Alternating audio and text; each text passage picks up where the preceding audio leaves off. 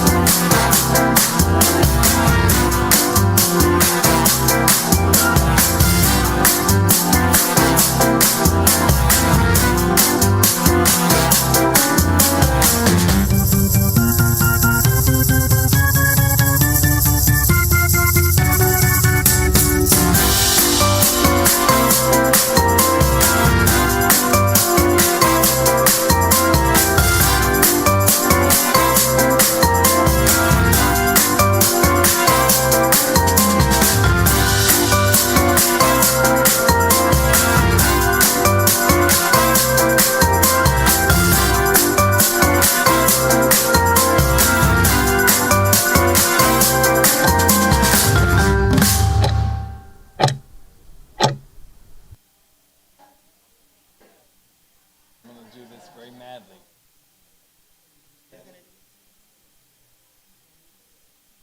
I got it.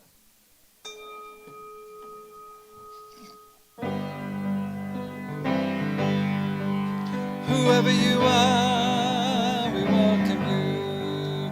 Wherever you're coming from, we welcome you. Whoever you love, we welcome you. Whoever you love, we welcome you. Morning, and welcome to First Unitarian Church of Toledo on this Sunday, September 21st, the last day of summer. I am Stacia Hanson, today's worship associate. With me today is our senior minister, Reverend Tim Barger, our director of music, Jeffrey Maxey, who will be playing the piano and directing our First Unitarian choir, and the choir is back from summer hiatus. Also with us today is Ginny Gottman, our Director of Lifelong Learning, who will be reading the children's story. And this service is being broadcast live on the First Unitarian YouTube channel, and that service is being provided by our director and producer, Walter McGee. On cameras is Zach Miller. Jeff Slauson, our treasurer, is operating the soundboard. And we have many other volunteers making this service possible, including teachers in the religious education program, greeters in the lobby, and our kitchen crew led by Carla Logan Mercer, who is preparing today's coffee hour. And we thank all of them. The only doctrine of our church is love, the power that holds us together and is at the center of our shared values. We welcome everyone as we sang in our opening song. If you are a visitor, you may notice in the pew rack in front of you a yellow card. It helps us know that we have new seekers here. So please fill that out. We also welcome those who are joining us via our YouTube channel. We hope this time serves your spirit.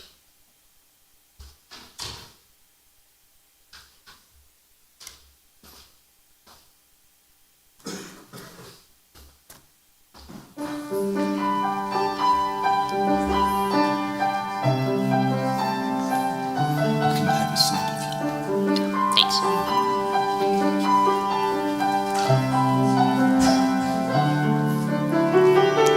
Here comes the sun, here comes the sun, and say it's all right.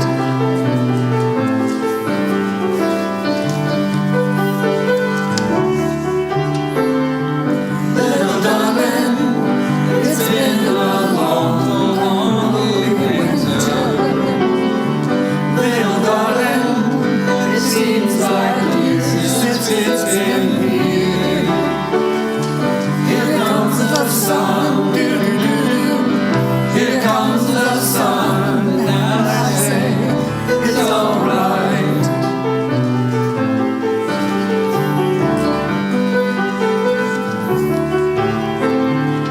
Little darling, the smiles return into their faces. Little darling, it seems like years since we've been here. Here comes the sun, here comes the sun, and I say it's all right.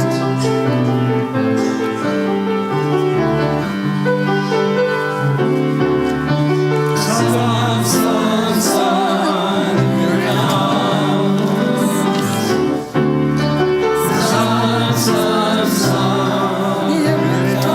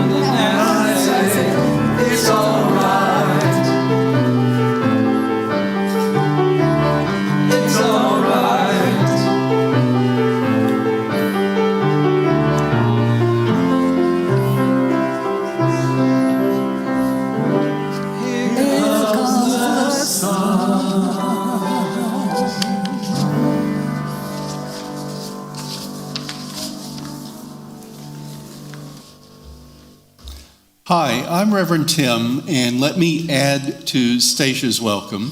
I want to welcome you on this sun day. Even though it's going to be cloudy all day, the sun is up there still.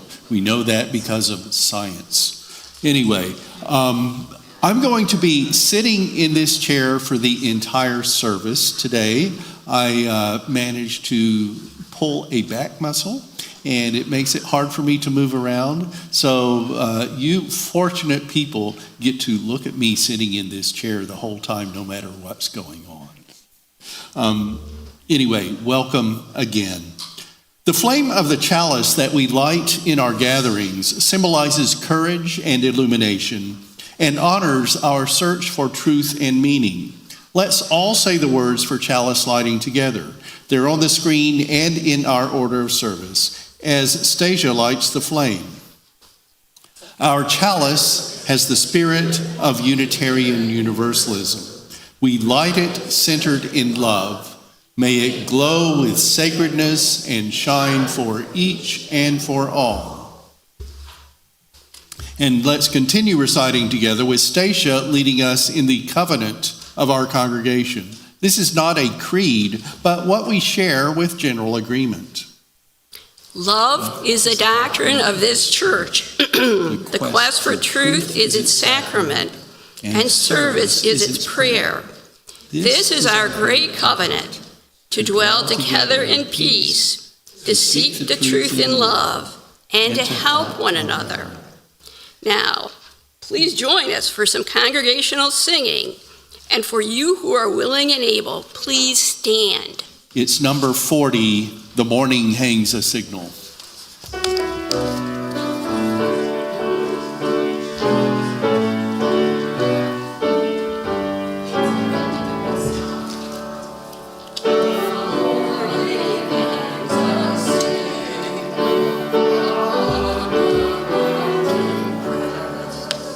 While all the sleeping valleys in silent darkness rest, from peak to peak it flashes, it laughs along the sky, till glory of the sunlight on all the land shall lie.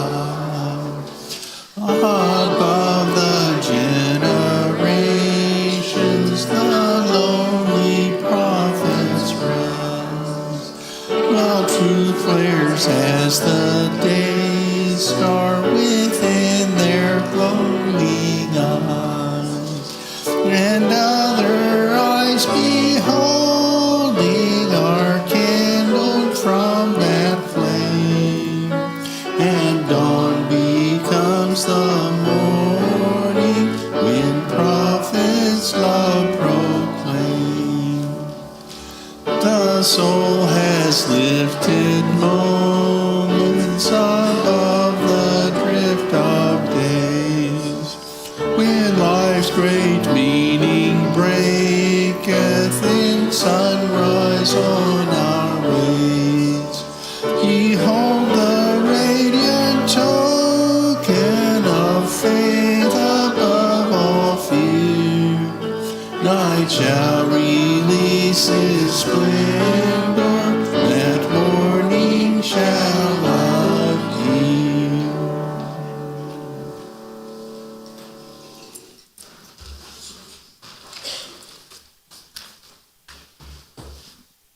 Good morning. Can everybody hear me? Delightful. I would like to ask my young friends to come forward to better be able to see and hear the story. And Caden and Avery, you've got some very important tools with you, so if you would please come forward, I would appreciate it. Everybody have a seat.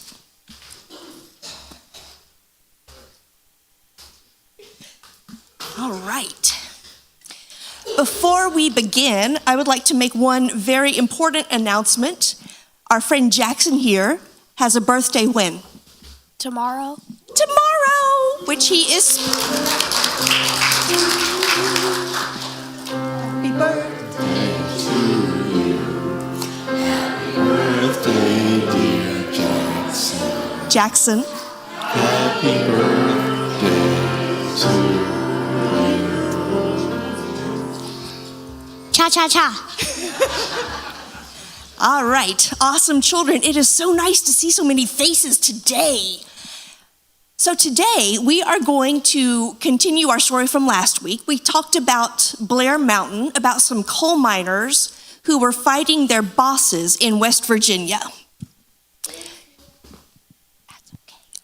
Coal miners in West Virginia were being kept in poverty by their bosses, and any coal miner who tried to fight for better wages, better conditions, was fired and evicted from their homes. And arrested, sometimes beaten up, sometimes they were killed. So what ended up happening was that there were a whole lot of angry, homeless people with very little left to lose, stuck on the outskirts of these coal mining towns in a tent village. And one of the sheriffs in the area was being paid by the coal miner owners to arrest workers who tried to join together to fight for better pay. The miners all believed that the sheriff didn't have the power to do that. It's not a crime to talk to people you work with and ask for better conditions. And so they planned to go to the jail that sheriff ran, to free the ones who had been arrested, and then to march on to the state capitol in West Virginia. But to do that, they had to walk over Blair Mountain. Time for a montage. Okay, so on one side of the fight were about 10,000 coal miners. Some of them were from West Virginia, and some were coal miners who had come in from out of state to help. Maddox, if you could hold it still, that would be magnificent. Thank you. On the other side of the battle were about 3,000 mine owners and the cavalry that they had brought in to help. They had hired private detectives, a private army. They had some sheriff's deputies and some police officers on their side. So 10,000 miners versus 3,000 owners. So smaller fights had been going on between the miners and the owners for years, but Blair Mountain, the Battle of Blair Mountain, is where the battle really kicked into high gear. It began on August 29th. That is when the miners began their march up Blair Mountain to get to the jail. The miners started at the bottom of Blair Mountain with very few munitions. This is a better view anyway. Yes. The owners' fighters were stationed much higher on the mountain, and they had, Avery, do you have? Excellent. They had, can you hand me those? Thank you. The mine owners had airplanes and bombs. And the miners only had their pistols, some Tommy guns, but they did not have, no, not right now. And the miners had very little munitions to their name. So the governor of West Virginia realized that this situation was really volatile and that something could go really wrong. So he called the President of the United States and asked for help. That president was Warren G. Harding, pause for booze. And on September 2nd, Warren G. Harding sent in the U.S. Army. The miners thought, oh, thank goodness, the Army is here to fight for us. And the mine owners thought, oh, thank goodness, the Army is here to fight for us. Would anybody like to guess who the Army was fighting for? Riker. Themselves? That's usually who the Army is fighting for. You're not wrong. Maddox?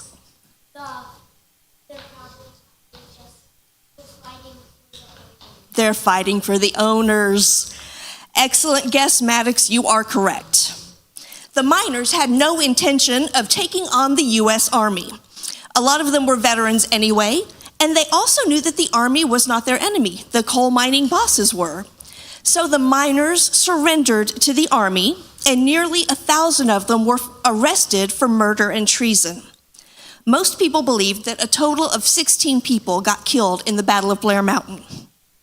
So who won the Battle of Blair Mountain? It was definitely the mine owners.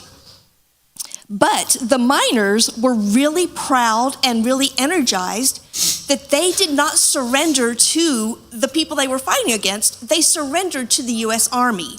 They realized that the mine bosses did not have as much control over them as everyone had previously assumed. The mine bosses could not defeat them, and so within about 10 years, the miners had been working hard enough to change laws to protect people who tried to unionize for better pay.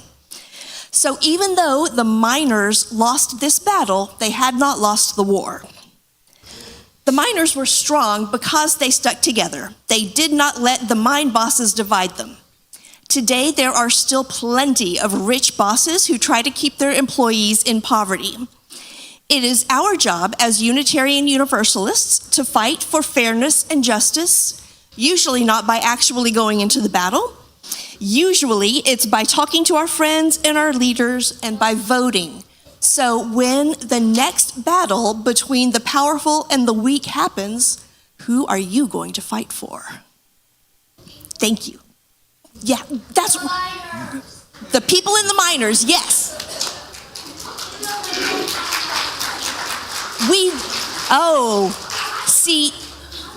Thank you. Maddox just guessed that we do not have coal miners anymore. That is actually incorrect. We do still have coal miners. A lot fewer of them are dying on the job these days, and also there are a lot fewer of them. Hold on.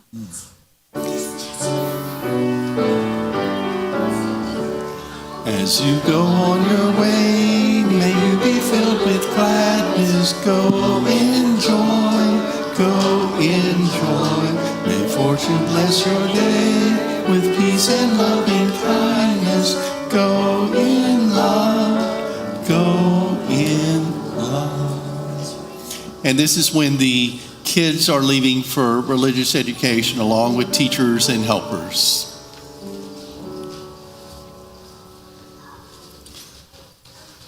In this first of 3 intentional times of spiritual practice in our Sunday gatherings, we look beyond ourselves, considering celebrations and sorrows and the state of things.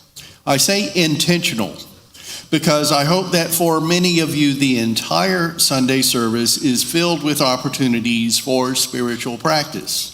But the intentional ones, these 3 segments, are for us all to share in community. Join me for a time of having our spirit open to what is beyond ourselves. First, I want to note that today is the International Day of Peace, begun 44 years ago by the United Nations with a unanimous resolution. This year's theme for Peace Day is Act Now for a Peaceful World. I don't like knowing that there is so much that is not at peace and that nations, including ours, are turning to state-initiated violence in their actions. Israel being so disproportionate in its reaction to the Hamas attack from October 7th, 2024, almost leveling Gaza and killing so many who are not terrorists, but only live there or are there as journalists or humanitarian aid workers. And Israel expanding that response to the West Bank, the other Palestinian area. 2 states in one land seems no longer to be a possible solution. And partition into 2 countries of Israel seems not to be either. So how can that land have peace? I wish the people in power would negotiate. I also want to take our United States government to task, especially the current president, in its escalation beyond the Constitution, beating chests and taking up war terminology for some misguided macho swagger. Even putting our military where it doesn't belong, whether that's having action in our cities with our borders or shooting and sinking boats in Venezuela in violation of international law. And then there's the question of free speech. Personally, I'm very much an advocate for the First Amendment of the Constitution.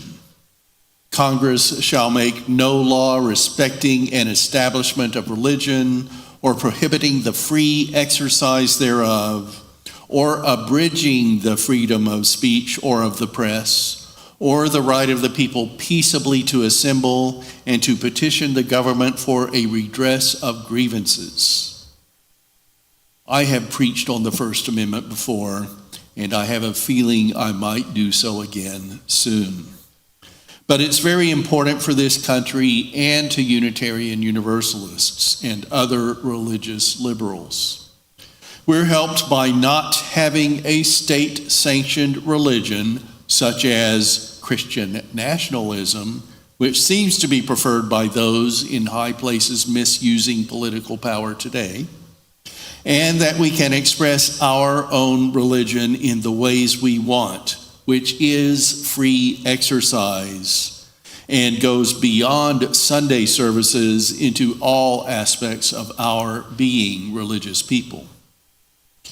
And freedom of speech, along with freedom of the press, are being especially compromised today, with comedians being silenced by their broadcast corporations, which are the press, with journalists being told to sign pledges to report only on approved topics. That's for the Department of Defense, which is headed by a former television personality who really was never a journalist, just in my opinion, a talking head.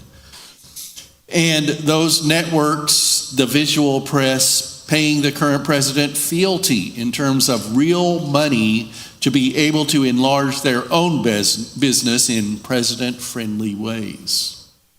Meanwhile, billionaires with conflicts of interest own some of those electronic and printed media. I facetiously asked on my Facebook page if an oath of office to uphold and defend the Constitution of the United States includes the amendments too. The factual answer is yes. Amendments are 100% part of the Constitution, but it seems the current administration wants to pick and choose what is America, doesn't it? To bring this up, peace, not a goal, speech, not free, as part of spiritual practice, when I call our attention to the conditions of the world and our place in it, hurts. So much sorrow, so little celebration. If we look into our close circles, might we find joys and celebrations to offset some of the sorrows and concerns that are both in the world and in our own lives?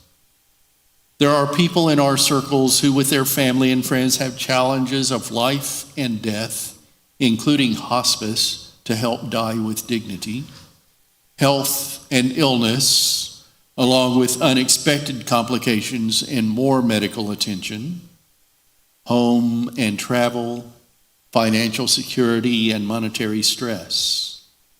Decisions are being made by ourselves and by others on how we can live our best lives, which sometimes means aspiring to that and realizing we have moves yet to make to reach aims and goals. And individual and family ways go on with new lives born and many other joys and celebrations. We all have bad days and good. May kindness and gentleness be with us. May we be compassionate to all, as we don't know what other people are going through, so treat one another well. And may we be glad for their celebrations and ours. And let's look for and take part in the good wherever we can find it. Let's continue to have First Unitarian be a place of welcome, of grace, even of refuge from hard times, and that in this liberal religious community, we can help one another, care for ourselves, and have our part in changing the world.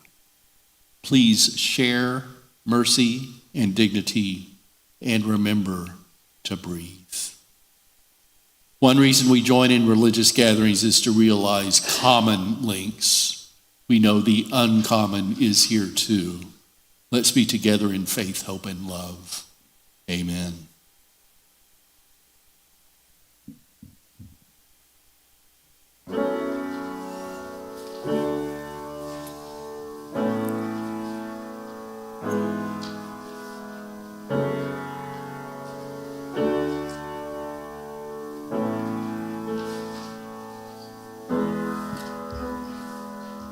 This is an open you together.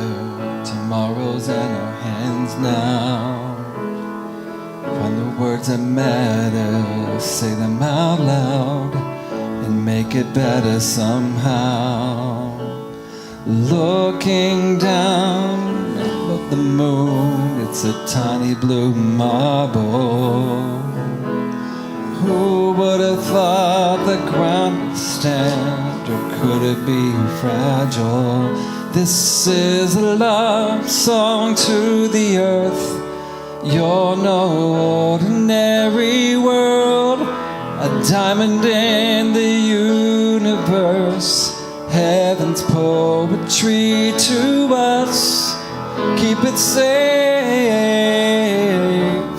keep it safe. Safe, 'cause it's our world.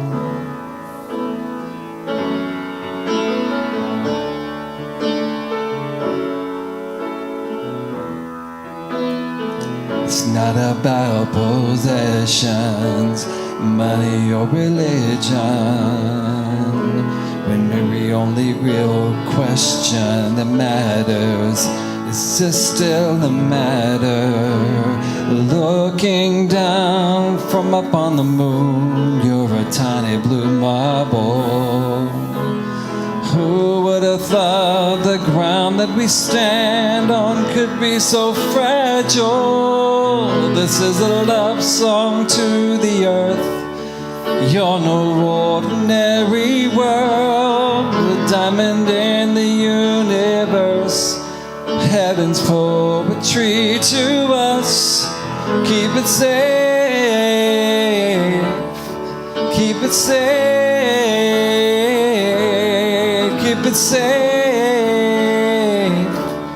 'cause it's our world.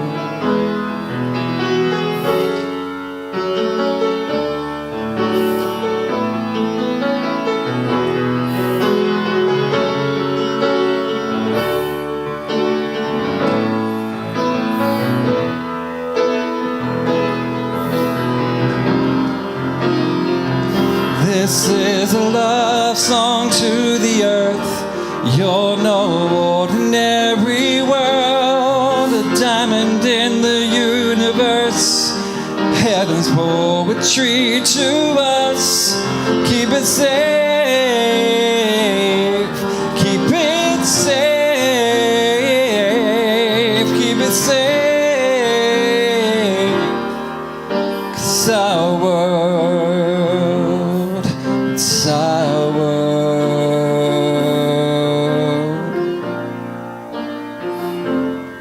it's our world.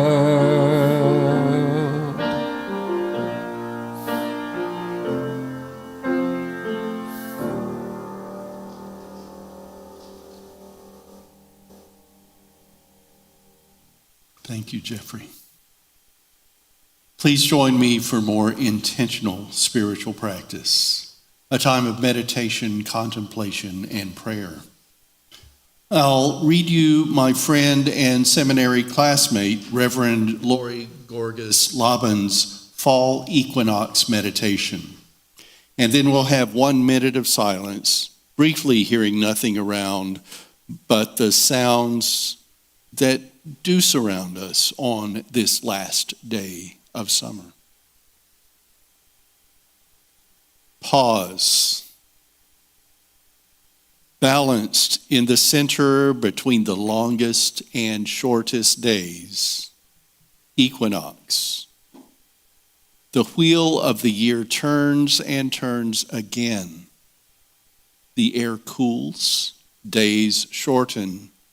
The sun seems to weaken, barely clearing the horizon after rising before beginning its descent. This is our opportunity now to pause, balanced, breathing in, breathing out, knowing this present moment is all we're guaranteed. Like the sun moving toward the shortest day, each moment arises and is gone before we know it. This is the time to pause and consider as we enter the season of contemplation, of increasing darkness, of lying fallow, of dormancy. This is the season of letting go, of lightening burdens, of preparing for a long period of being still, going deep. Pause and consider.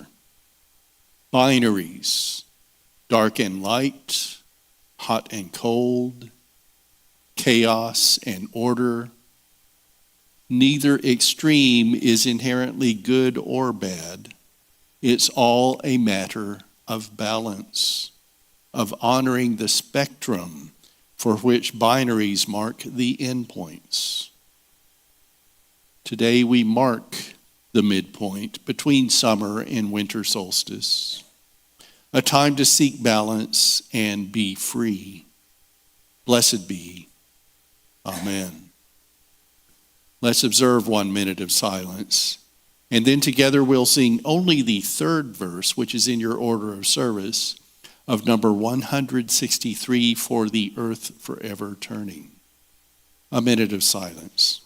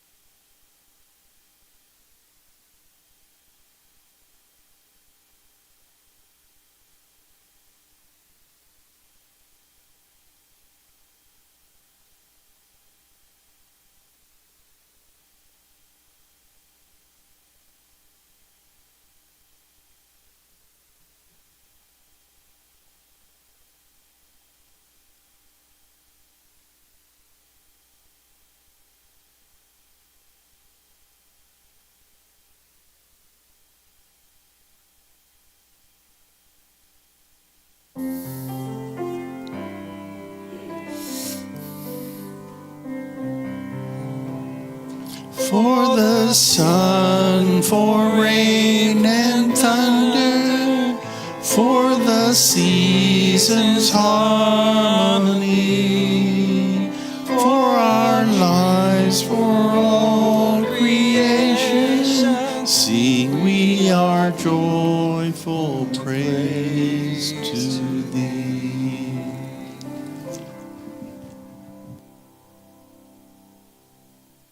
This reading is entitled Raising a Moral Cry for Climate Justice, and it is from Our Time to Rise, Religious Resources for Sun Day. Religious leaders are the soul's first responders. In a time of ecological collapse and democratic decline, the world is not only in crisis, it is waiting for moral clarity and hope. That hope comes from us. When religious leaders speak, conscience is stirred. When congregations move, communities heal. When faiths unite, change becomes possible. We are not powerless. We are not alone. This is our time to rise. We are called to proclaim that caring for the earth is a sacred duty, that justice for the vulnerable is the heart of all true religion, that faith can no longer be used to divide or dominate, but to heal, to unite, and to protect life. We can show that religious communities are profoundly and joyfully committed to climate action. Together, let us commit to making a difference. May the rivers of justice roll. May our voices, prayers, and actions rise like incense. May our faiths burn with the fire of compassion and truth.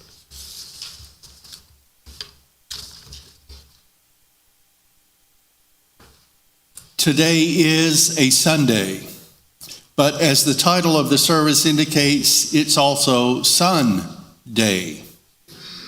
This is part of an initiative by the international organization GreenFaith to have on this weekend, nearest the autumn equinox, a Faiths for Climate Justice Sun Day. A mobilization calling attention to use solidarity, spirit, and power to, as they put it, launch a bold new chapter in the fight for climate justice. Sunday is a day to sound the call to solar and renewable energy.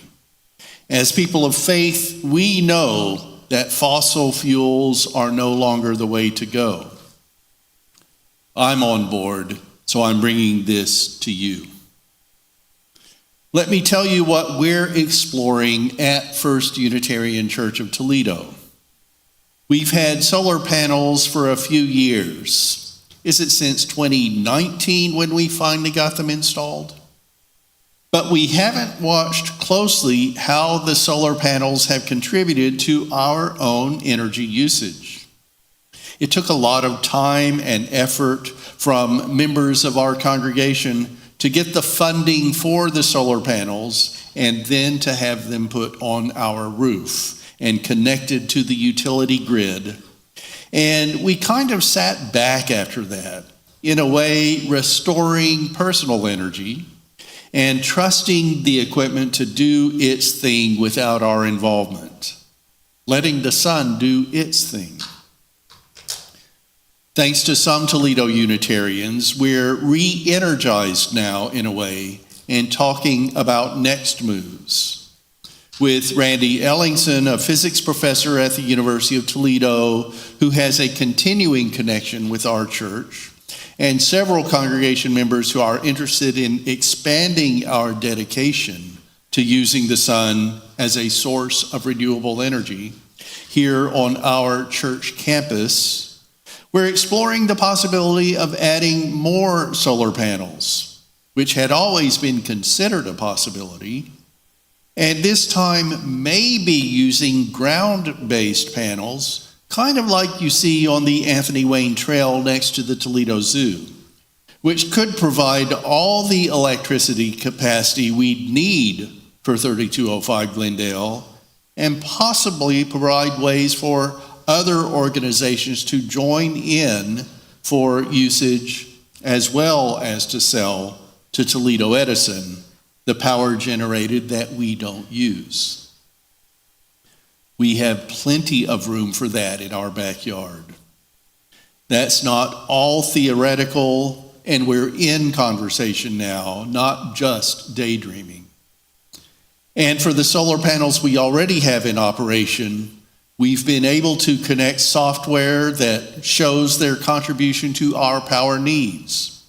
Now you can go to our website, uutoledo.org, and see if I have it right, our church's energy usage from the solar panels and the power generation of the panels for our church needs.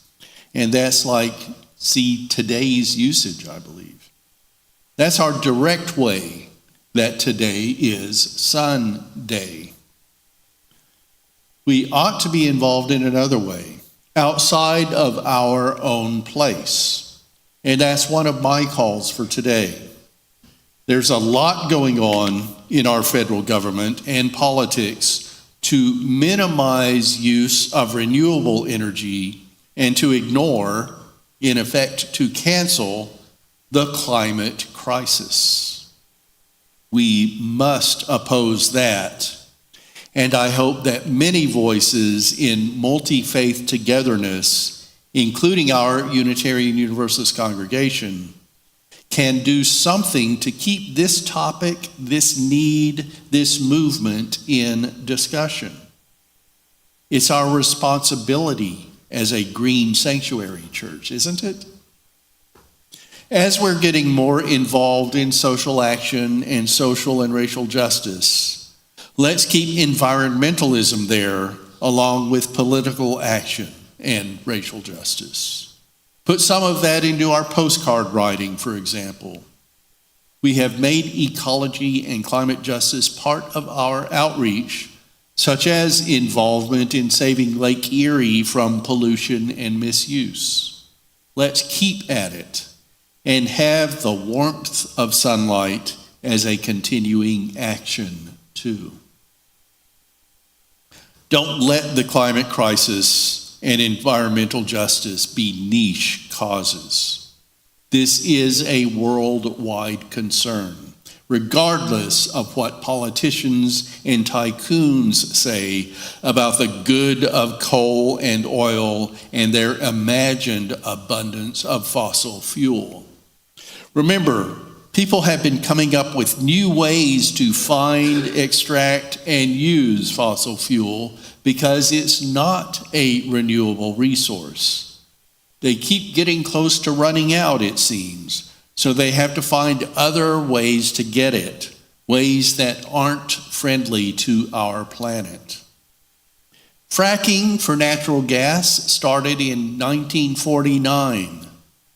New ways of drilling for oil have been developed to reach untapped reserves, along with, as I understand it, some speculators trying to slurp up the remainder of pooled oil from abandoned wells. And it's better to situate giant windmills in the oceans than drilling beneath the water for more oil.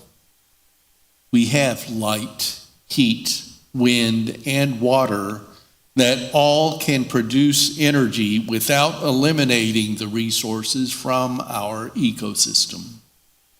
And we have the technology to produce batteries that use a minimum of non-renewable resources in their manufacture and that can transfer the times of energy use to those when light, heat, wind, and water aren't instantly available to generate the power needed. It makes sense. Why is there such resistance? We have to help to change minds. It's true that windmills need maintenance and replacement. So do oil rigs. Please support humans' efforts to use the natural power of wind, of sun, of water, of renewable resources, and do what you can to help us make it common. Yes, we still have to use oil and gas and coal, consumable, non-renewable fuel, and nuclear energy, which, though considered clean energy, carries much danger from radiation.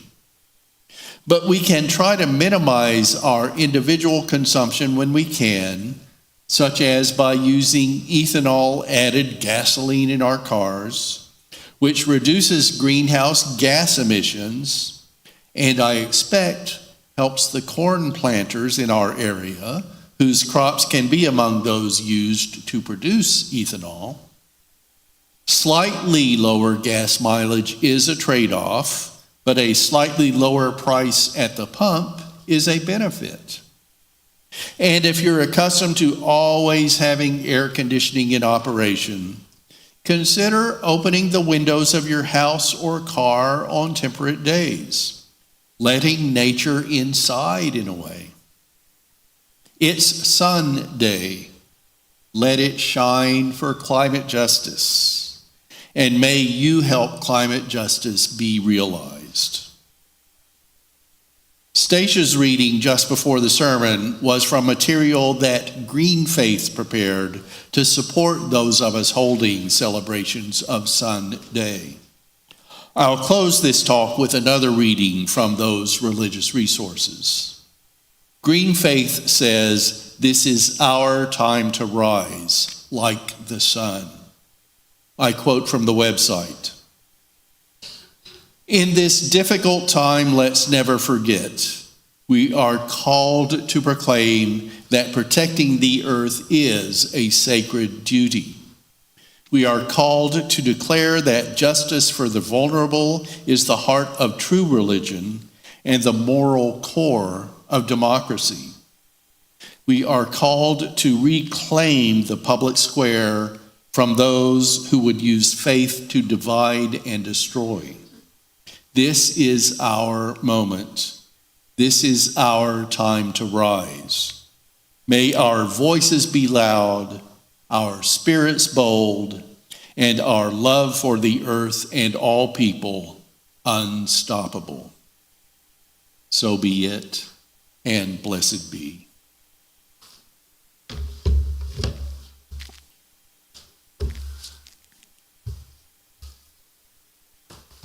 It is now time for the offering, and we will pass the baskets from the front to the back of the sanctuary on each side. This is an important part of our service. Every dollar we spend at the First Unitarian Church of Toledo comes from our congregation. We receive no funds from the Unitarian Universalist Association. We send funds to them. So be generous so that we can support the good work that's going on within this congregation. And for more congregational singing, let's sing another selection from Sing Out Love, the new Unitarian Universalist hymnal. The lyrics are in the order of service and on the screen. This is Love is at the Center. Love is at the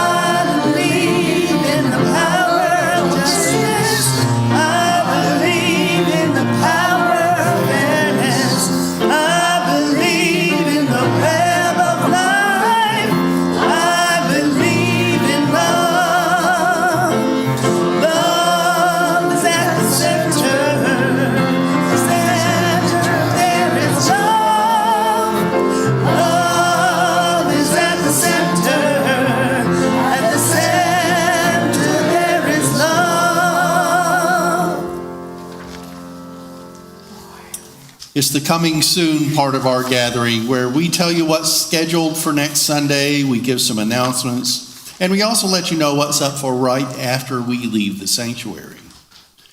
Next Sunday, join us for Spiritual Forum in Fellowship Hall at 9:45 a.m. with Nessa Morningstar.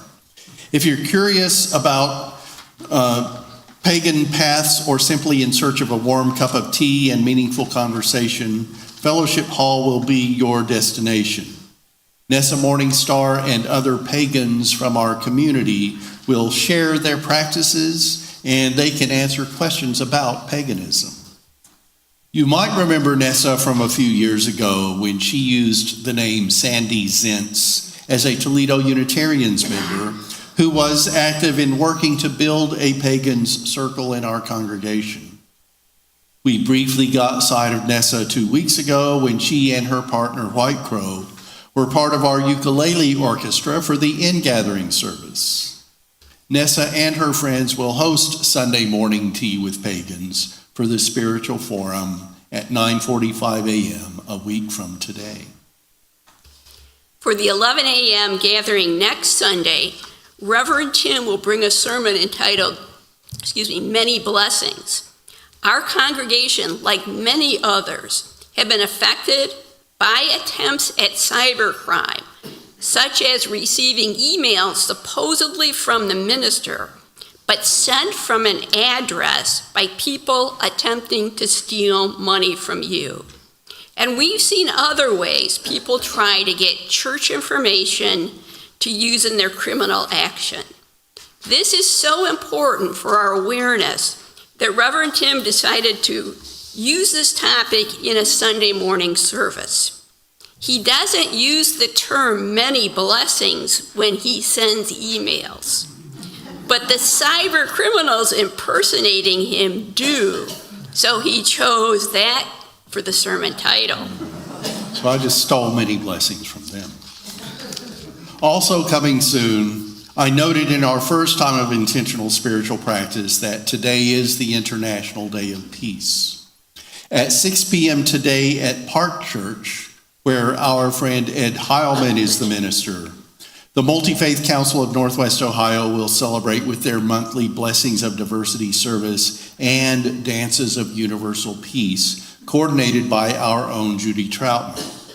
The council is asking that if you go, you please bring a non-perishable food donation to help people in need, but that's not required for you to take part. And next month's Blessings of Diversity on the Golden Rule will be held here at First Unitarian. Our First Unitarian Board of Trustees will have its monthly meeting this Tuesday here at 7 p.m. Part of our support of the democratic process is having our own leadership be an elected board, and I am an at-large member of the board. Another part is having the meetings open to anyone who would like to attend and see us in action. We also have a board bulletin board where the minutes will be posted, and I believe the minutes are posted on the website. Yes, they are. And you can also come up and talk to any board members at any time. This Thursday, our community dining group will have supper at El Tipico, 1444 South Avenue, a restaurant with Mexican food on the menu. Attendance is capped at 20, so if you'd like to go, please reserve by texting Carla Logan Mercer, whose contact information is in our UU-FYI newsletter. And the final coming soon entry is for me to invite everyone to coffee hour in Fellowship Hall just straight down the hall after today's service for coffee, conversation, and social time. Let's have one more observance of spiritual practice. We have gone beyond ourselves with the pastoral time and turned within for meditation, contemplation, and prayer. Now, recognizing the Buddhist thread in our congregation, we will share a time of metta, having for and sending to all beings love, kindness, and compassion. We also have pagans among us, so we will follow that with the Wiccan Rede. Let's recite those together. May I, may we, and may all beings be well, be happy, be peaceful, be safe, awaken to the light of our true nature, and be free. And ye harm none, do what ye will. And now please join me in saying the words on the screen while Stacia extinguishes the chalice. We send the flame from our Unitarian Universalist chalice with the love on which we center everything to fire up the world and spread equity, generosity, interdependence, justice, pluralism, and transformation. Go in peace, holding, knowing, and centering love in your lives and sharing love in your actions. Merry meet, merry part, and blessed be. So as many of you know, today is also the 21st of September, not December, my Lord, 21st of September. So it is Earth, Wind, and Fire Day. Here we go.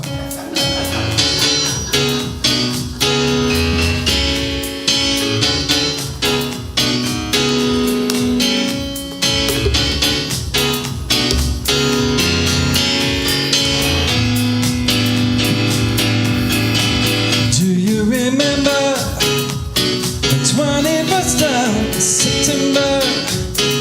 Love was changing the minds of pretenders while chasing the clouds away.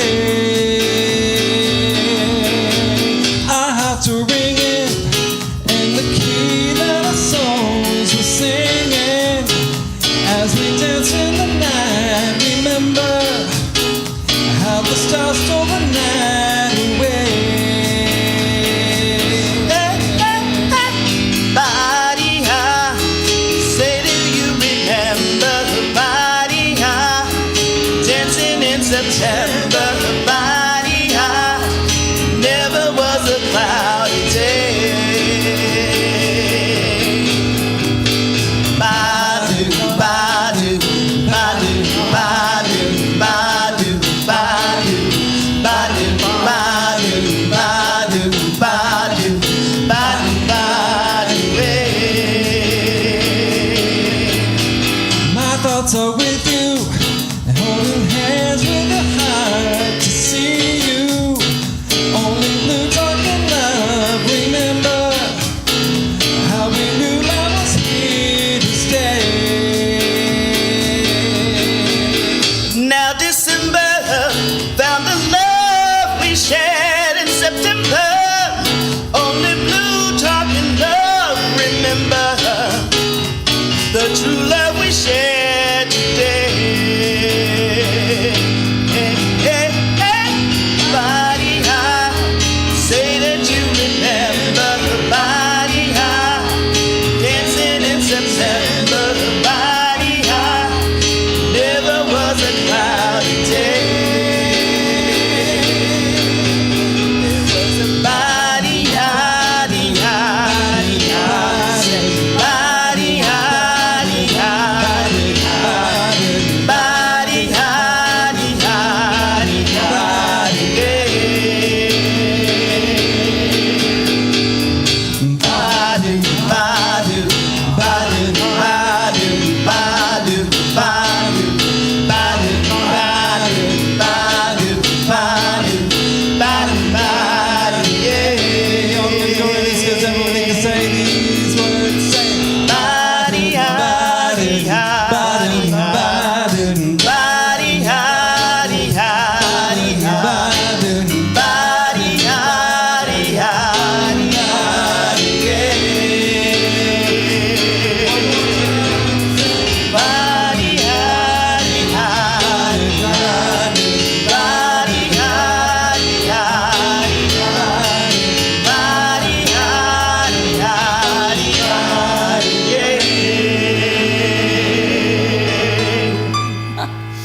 Have a great Sunday.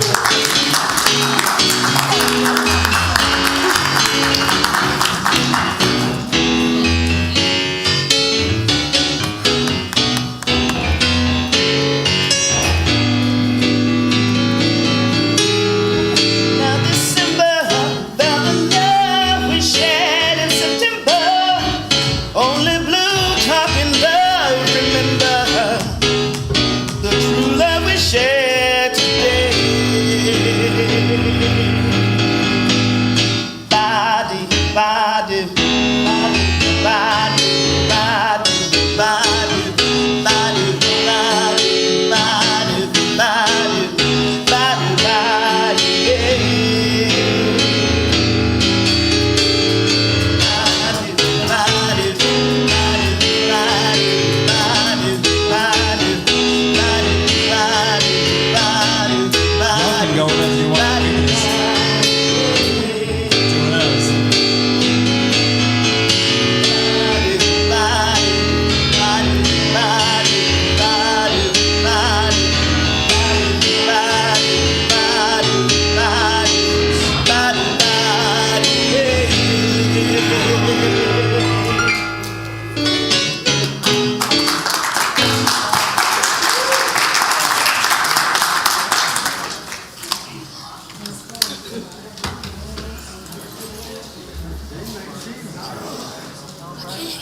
Thank you, Stacia. You are welcome.